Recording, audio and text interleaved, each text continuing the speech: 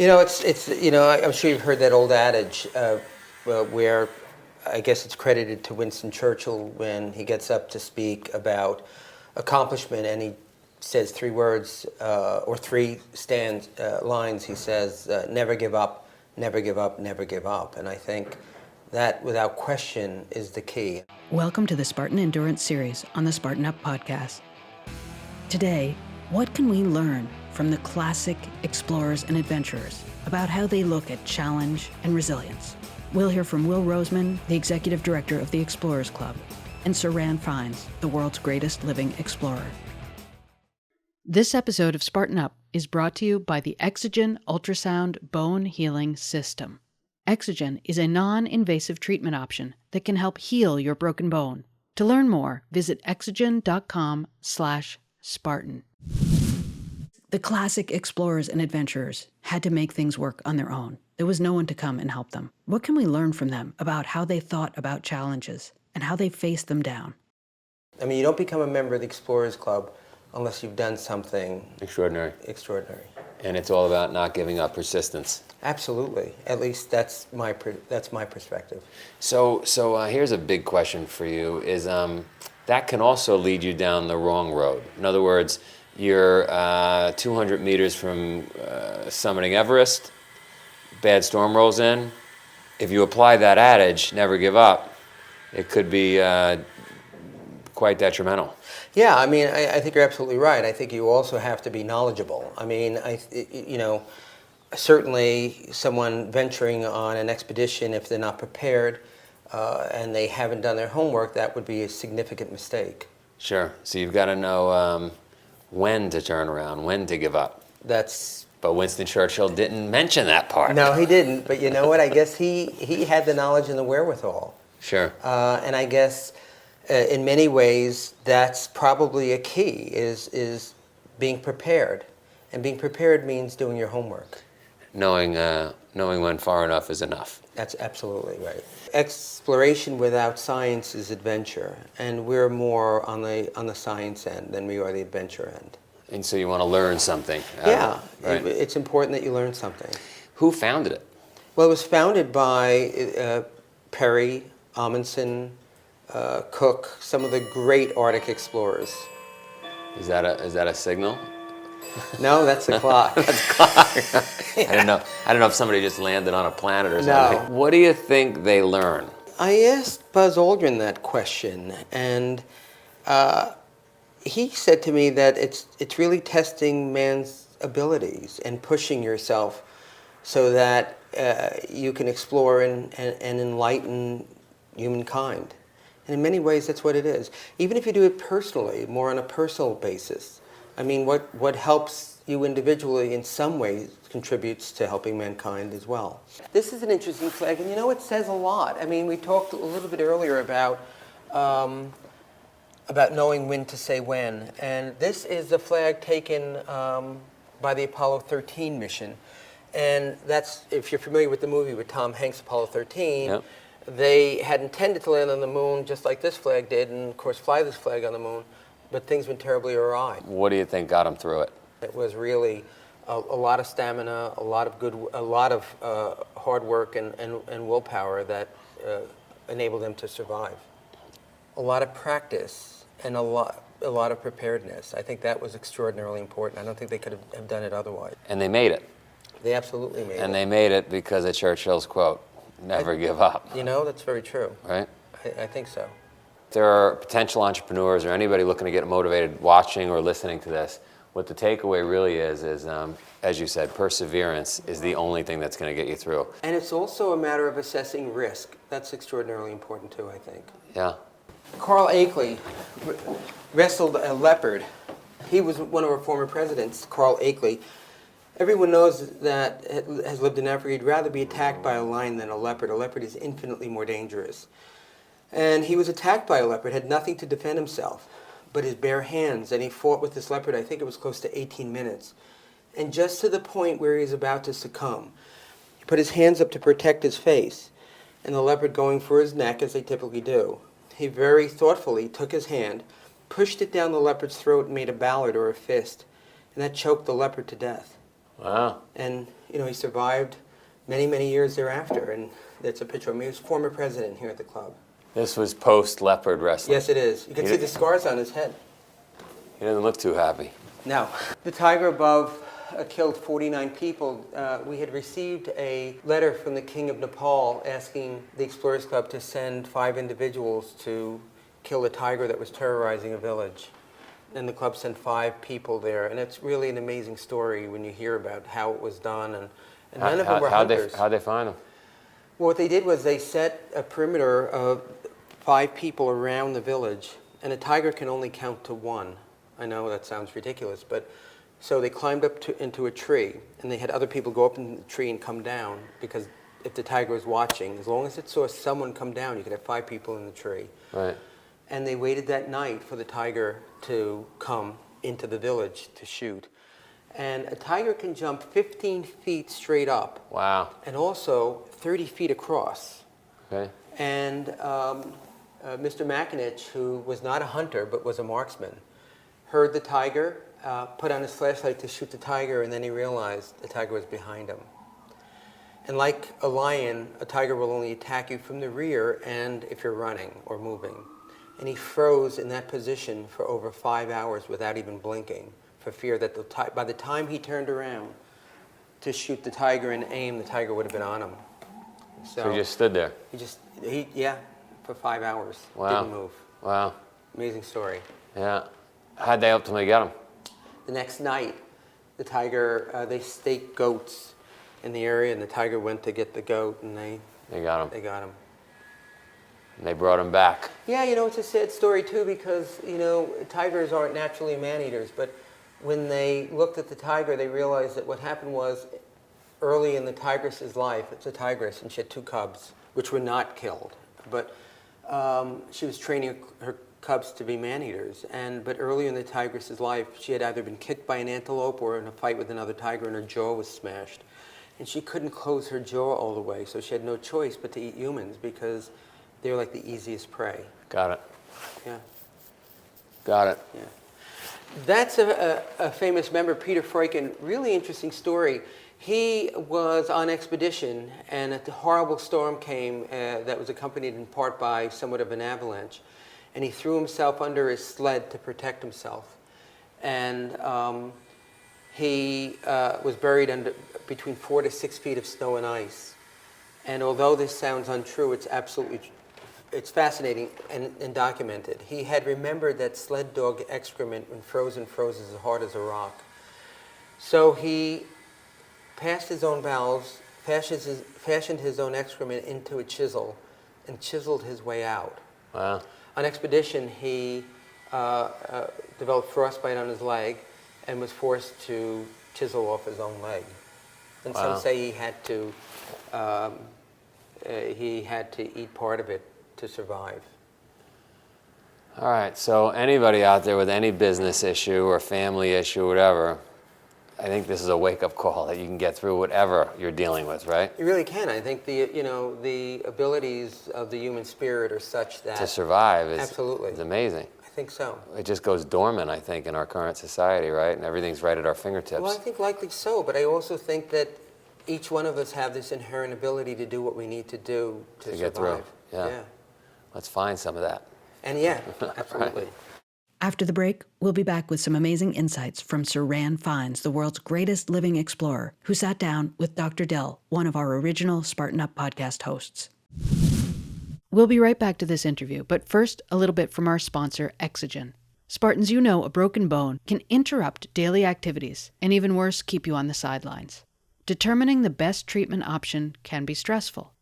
In just 20 minutes a day, Exogen helps jumpstart your natural bone healing process so you can get back to the race. Don't let a broken bone keep you on the sidelines. Talk to your doctor to see if Exogen is right for you. Exogen is indicated for the healing of non-union fractures and for accelerating the healing of certain acute fractures with no known contraindications. To learn more, visit exogen.com/Spartan. That's EXOGEN.com/Spartan. Okay, back to the interview.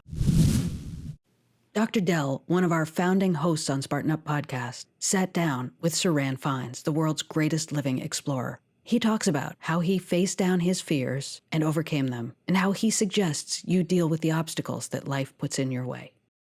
What does the word challenge mean to you?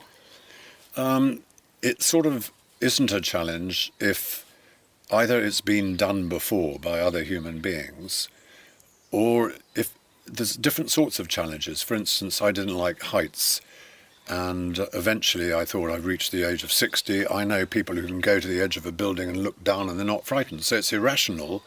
Vertigo is irrational. So I thought I'd confront it. And I had been successful with my only other phobia, which was spiders, but that took about 4 years in Arabia to get rid of. So I thought, we'll confront this, and obviously the place to confront it is the tallest mountain, which was Everest. I then learnt that 2 other people in the world had, since the Trans-Globe expedition, managed to cross both poles. They hadn't been, right the way around, but a Norwegian, of course, and a Belgian, Alain Hubert, were also wanting to complete it by climbing the highest mountain. But neither of them, like me, liked climbing. So I sort of watched them and I thought, well, if they don't try, I'm not going to try. But then I discovered that the Norwegian had sneakily had a go in 2004. So in 2005, with a friend of mine from Swaziland, had a go from the Tibetan side. And then I failed within 300 metres of the top. I got a heart attack in the night, 300 metres from the top. You had a heart attack? Yeah, and then on the 2008, I tried from the easy side, the Nepal side, because people said it was easier. And on the last night, I passed these 3 bodies. Rob Milne, who'd been buried 3 years, because there hadn't been much snow that year, so the bodies came out. Then we got up to a ledge where my Sherpa's father had reappeared after 8 years. And then on the buttress, there was a very famous Swiss climber being buried under rocks at that moment. He'd got to the top, no oxygen, got hypoxia on the way down. I think this had a bad effect mentally, so I wimped it and went down. But the next year, 2009, by which time I was the oldest Brit and the first old age pensioner to do it, I got up on the Nepal side and it was dead easy. But I had never found a drop. There were no drops. You see a white shoulder, but not a black void. So it wasn't a test of vertigo. So the whole point was sort of lost. Admittedly, I got to be first to do the 3 things, but the climbing instructor, who's a very bossy bloke, a very good instructor called Kenton Cool, he said, Ran, look, you don't have to go to Everest. There's a much cheaper way. I'll take you at weekends, teach you how to climb rock. And there's a thing called the Eiger. And if you go up that one, then you will deal with your vertigo. And so that was really how it came to be. Yeah. And that was a fear you got over? Yeah, it was a challenge, to answer your question. And it was a personal challenge, not a world record-breaking thing at all. You never seem to be afraid of a challenge. In fact, you don't seem to be afraid of much. Well, I don't know. I'm definitely still afraid of heights. That on the other side of the house here we've got gutters, and in the autumn I won't go up the ladder. I'll send Louise up the ladder and I'll hold the bottom of the ladder. I really do not like heights at all. So yeah, I would say I'm frightened of them. And when we did the north face of the Eiger, I tried to wimp out after about 300 metres. I realised, I was going to be scared stiff, but by then the charity, Marie Curie Cancer Care, had already got ITN, 10 o'clock news, were already filming it from Grindelwald, yeah, and so you couldn't drop out. But I definitely wished to drop out. You mentioned the word fail earlier, but associated with having had a heart attack. How did you manage to come back from such that's an incredible challenge to your health. I've never liked taking pills, if you can avoid pills, but on that particular occasion, my wife, Louise, with whom I had only had a honeymoon 2 months before in the base camp, because we'd only just got married.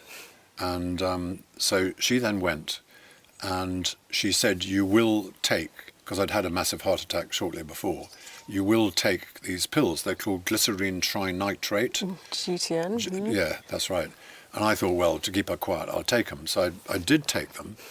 And people, you say, you know, when you get the big angina warning, and this is on the very last night, 300 metres from the top, in the dark, about midnight with a Sherpa, on the rope. It's quite steep at that point.